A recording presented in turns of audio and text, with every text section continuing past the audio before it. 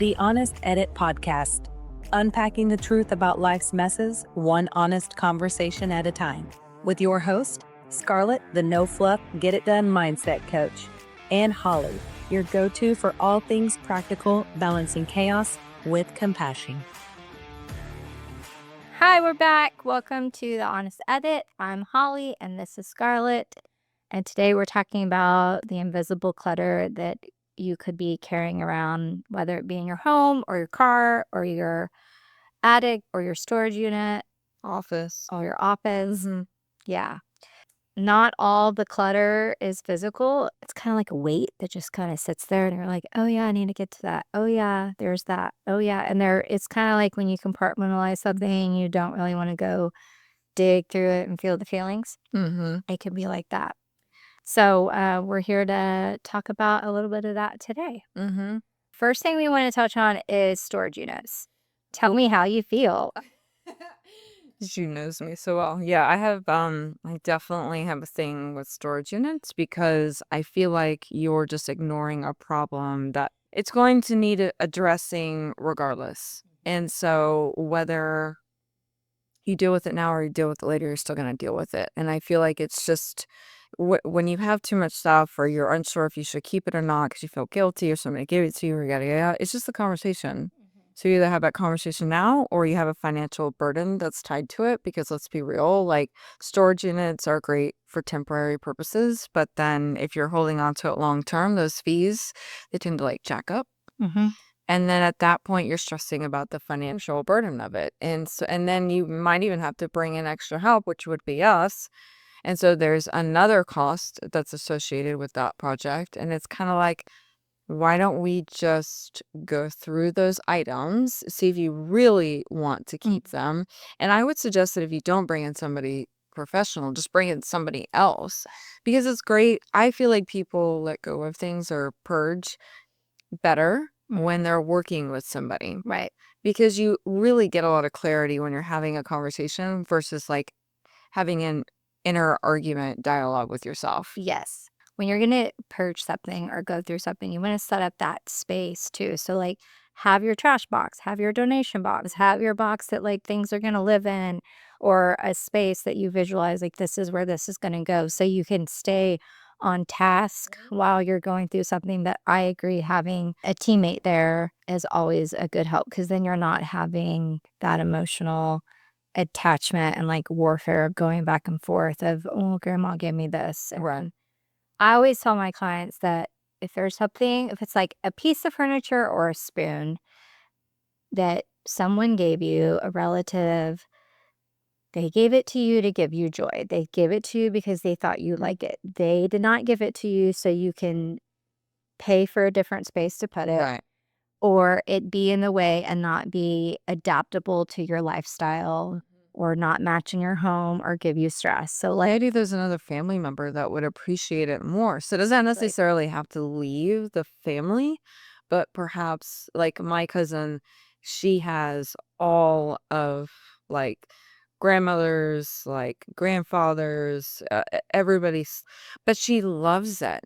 And it's not even that her house is overcrowded or anything. Like it is her identity to have those items. And I love that because it's like her and I can go down memory lane, but I don't necessarily want to keep it and have it in my home because I don't associate, like, for instance, my grandmother with those items or something. You know, it's not my memory. Yeah. And so for me, I feel like ask other family members or friends, if that's relative to the conversation or whatever, if they want it instead. Right.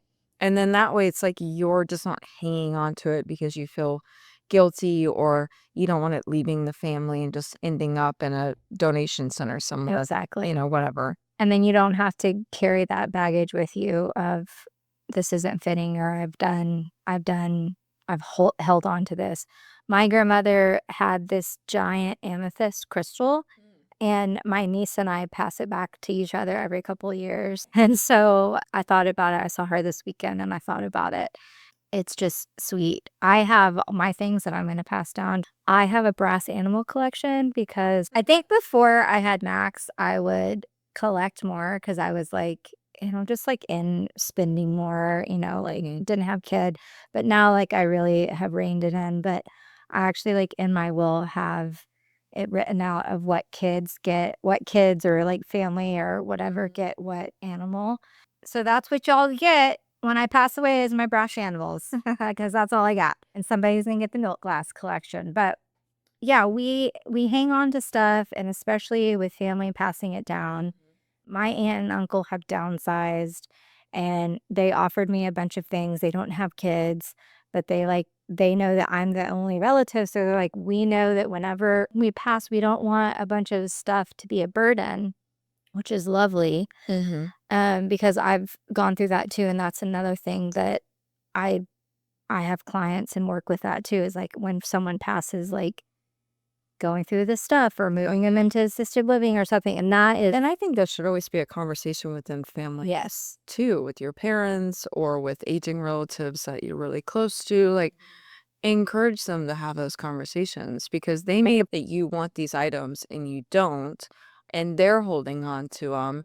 Or like, because whenever we're in a session, our clients will actually text those family members and start that conversation, and it's very productive because they're like, "Oh man, I've been hanging on to this for 5 years and I didn't need to because such and such just told me by a text message that they in no way, shape, or form need, want, or desire this object." exactly. And so I think that's vital just to have those conversations. Definitely have those conversations. And then you just don't have to worry about it. And it's just easier as you move forward. And there's not like this fear or guilt of letting something go or something not getting to the right person. And it doesn't have to be like, a fancy will or like what, like it could just be a letter, that says this is who gets what, or have those conversations before. But I think definitely being prepared within your family unit of like where stuff's going to go so people don't get stuck. I mean, I had a client yesterday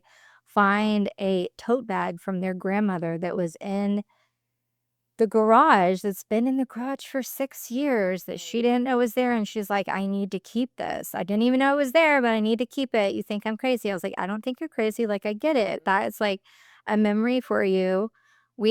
She has a really big memory collection, and I think too, something that you touched on earlier in a different retake, because 'cause we've done this twice now, because 'cause we're professionals. Usually when we're organizing with clients, the memory box and the memories of the family or the individual is like the last thing that we do because when we're going through all of these spaces, there are memories in the junk drawer, in the bathroom, and where the vases are, and Everywhere. all of the spaces. So then it keeps on piling. And it's always those items people don't know what they're going to Yeah, do with, so they just throw it in a bookcase exactly. or they go throw it on a shelf. And we're like, And no, then no, it no. becomes cluttery. Yeah. This can all go here, and then you Right. can go through it. And I did this the other day. I had a couple memory boxes. I'm always reorganizing my office. You guys have heard that. I'm painting it right now. Oh, she needed an extra project. Yeah, it looks really nice. There's like one wall painted and half the ceiling, and then it's like I got to jump on a call or I got to go on an appointment or whatever. So, anyways, I started going through all of our memory box things, and I have one for Max, I have one for me, I have one for the family. And it was so nice to go through and, like, read letters from my mom when I was a kid, and I have found all these cards that I used to make. Whenever I was younger, I wanted to make cards, and so I would hand make cards, and it was, like, one of my craft things, and it was gonna be called Holly's Holidays or something like that. Also from, like, an ex-boyfriend, and it like, that we gave his parents and things, and so it was really cute to go through those things, clean out a few things. I shared a few things with Max.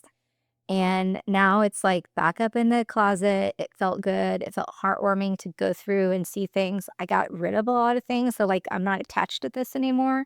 So, it's a good exercise to go through. Like, whenever, we can say your spring cleaning or like when you're in your winter blues, like, go through it. Right. And you don't have to hang on to the things. You can take a picture of it. Oh, yeah. You can take a picture with yourself. You can hold on to it and say, "Oh, this is so good." Have your memory and then release it and let it go. And that's what you can really do with art as well. They make those photo books. Oh, yeah. Each page is a different like picture that, your child drew or painted or Yeah. created or whatever. And then they send you not only the album with everything in there, photographed, but then they send you the actual artwork too. So if there's like one or two things, a handprint is usually one of those items, or something that they built and they worked so hard on, you can just keep that one or two things. Yep. And then trust the rest because you took or you had a company take a photo of it. Yeah. It's in a neat little album that takes up very little space. And then you're keeping just the one or two really important items.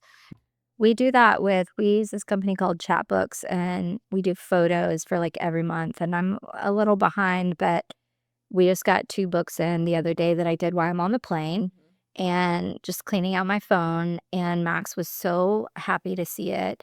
And we have a whole box. Like, for those of you that have young kids and toddlers and little creative artists, like, I know how much paper you have.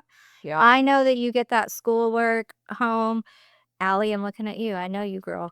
You get that schoolwork home.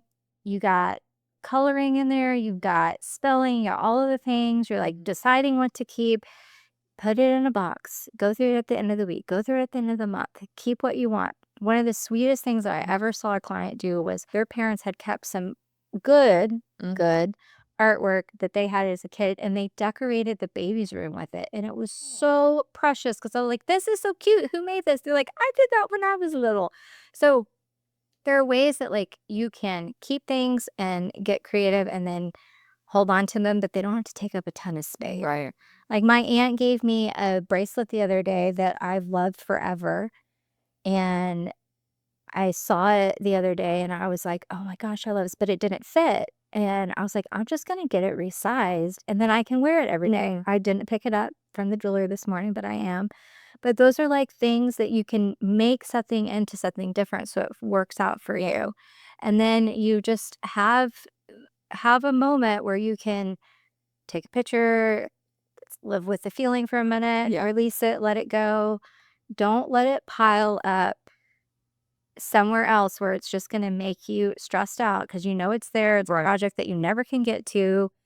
That's not good for your mental health. Yeah. I mean, it's really just addressing it, Right. when the subject, right then, right when the subject comes up. And another client of mine a few years ago actually taught me this, kind of like how we rotate toys for kids.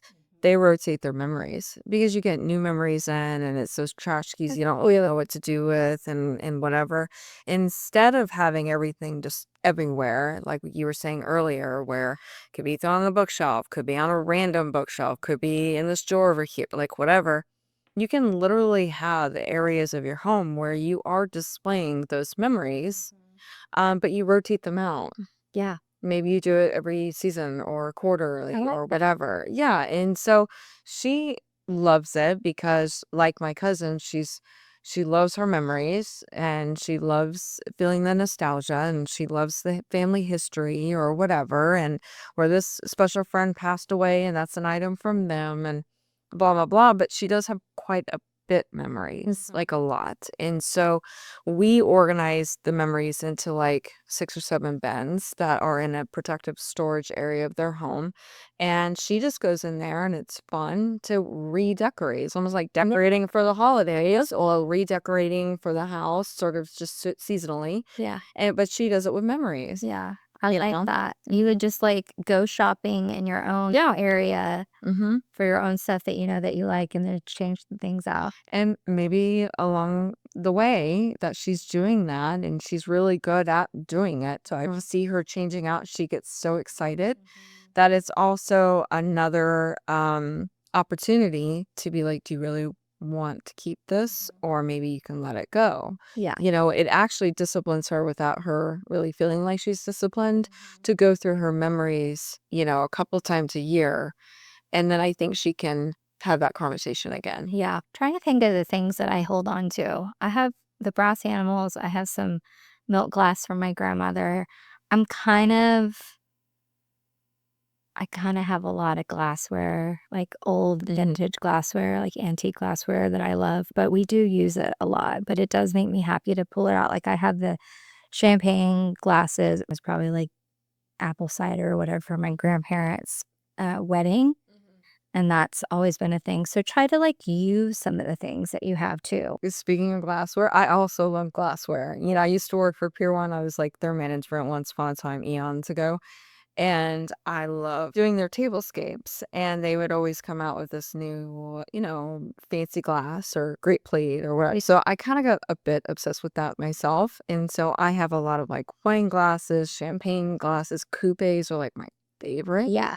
And this is how I'm laughing a little bit in my head because this week my husband and I went out with some friends. We went out with another couple and we ended up in this spot and a couple glasses of wine later. For me, I'm turning into kind of a lightweight now because I just don't drink very often. But, it was fun and we're sitting there and my friend had this really amazing glass. I was kind of jealous because I got a completely different drink and I'm going, maybe I should get his drink just so I can hold the glass, I love that. But I kept bringing up the glass, and the waiter somehow just was always around whenever I brought it up. I don't know, maybe I did that on purpose. Yeah.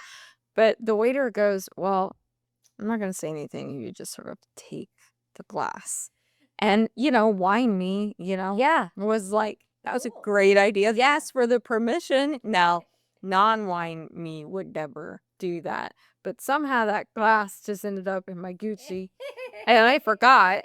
And then 2 days later, I'm pulling out my Gucci bag and I go, first of all, don't put any glassware in a nice bag. Oh my, yeah. I was kind of yelling at myself. But I go, why is there house in here? I mean, we've all done that. We've all done that. The waiter did give me permission. That's fine. I mean, I will say that I've done that before. I've done that before. Yesterday I cleaned out some glasses for a client and she's like, we don't need these. And it's like you have a party or whatever and you have like 15 margarita glasses with the little cactus on it. And then you're like, well, I'm never going to use these. And I was like, well, why don't we keep 6? And then in 3 months from now, when summer's over, if you haven't used them, then we can get rid of them. There's just lots of little tricks that you can do to like get rid of the baggage. And I think asking yourself too, like, and I know it's a Marie Kondo, we've all talked about it. Does this bring me joy? Does it represent who I am now? Is this like something that's important to me? And even those questions can be really heavy, but it's important to go down that path and feel the feelings and figure it out so you're not left with all the clutter and then you're not passing it down to your family members. Right. Or stressing about it financially or stressing about it because it's that you brought it up once. We had a whole show around it, but it's just like that mental checklist that's like in the back of your subconscious that's not very running. it's constantly running. Like it's not a daily thing that you bring up, but something could trigger it and then it just immediately stresses you out, and I have those days where it'll pop up and I go, oh my gosh, I really need to actually address that. So tell us about some emotionally charged stuff that you guys have that have come up or kind of how you deal with some of those memories. And especially like kids, I'm taking all information for how we can creatively help these little kids not be hoarders. It's so important. It's just the paper that they come home. Yeah. And we just went camping this past weekend and I haven't cleaned out my car yet. And I have rocks and sticks that are in there that are really important. Yeah. I'm like, oh, great. Now these are going to go in the house for a little bit. But I'm like, and because he's already mentioned them, he's like, where are those rocks from the trip? And I'm like, okay, that's fine. So yeah. So teach your children and having that conversation with your family of like what the plan is. So Yes. thanks for listening, y'all. Catch us on the YouTubes and the Instagrams and all the things at Wise Space Methods and Organized DFW. Thanks for joining, and we'll talk to you guys next. Like literally. We'll talk to you later. Thanks for joining. the Honest Edit Podcast, unpacking the truth about life's messes, one honest conversation at a time. With your host, Scarlett, the no fluff, get it done mindset coach, and Holly, your go-to for all things practical, balancing chaos with compassion.